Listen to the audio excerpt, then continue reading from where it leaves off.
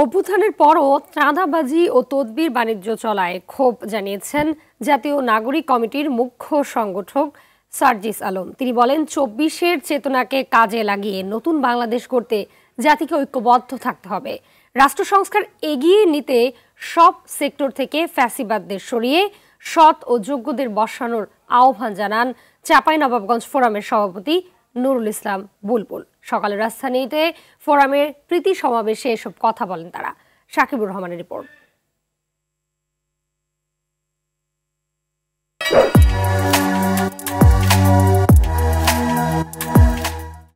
আমরা সবাই চাঁপাইবাসী, স্বপ্ন গড়ি, ফোটায় হাসি। এই প্রতিপাদ্যে অনুষ্ঠিত হয় চাঁপাইনবাবগঞ্জ ফোরামের প্রীতি সমাবেশ।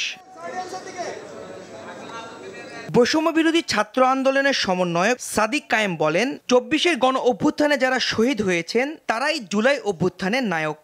শহীদদের যে আকাঙ্ক্ষা ছিল সে আকাঙ্ক্ষা বাস্তবায়ন হওয়ার আগ পর্যন্ত আমরা আমাদের লড়াই চালিয়ে যাব। চাঁদাবাজি তদবির বাণিজ্য এখনো চলছে অভিযোগ করে সার্জিস বলেন, নতুন বাংলাদেশ বিনির্মাণে সবাইকে নিজ জায়গা থেকে কাজ করতে হবে। আমরা নিজেদের স্বার্থ নিয়ে এতটাই ব্যস্ত যে এখানে দেশের কি হলো, মানুষের কি হলো, এগুলো চিন্তা করার আমাদের সময় নেই।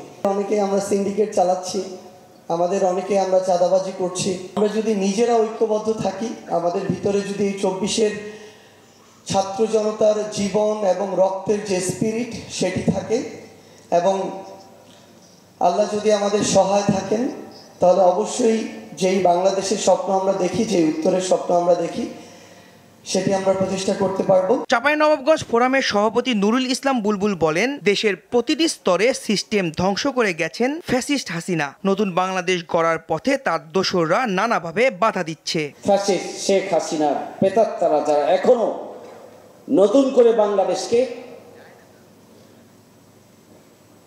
উত্তপ্ত করে তোলার মধ্য দিয়ে ঘোলা পানিতে মাছ শিকারের চেষ্টা করছেন, সেগুলোকে অবদমিত করার কৌশল এবং মাঠ পর্যায়ে ভূমিকা নিয়ে তাদেরকে ব্যস্ত থাকতে হচ্ছে। এটা আমাদের জন্য দুঃখজনক। অনুষ্ঠানে জুলাই আগস্ট গণ অভ্যুত্থানে হতাহতের পরিবারের হাতে আর্থিক সহায়তার চেক তুলে দেয়া হয়।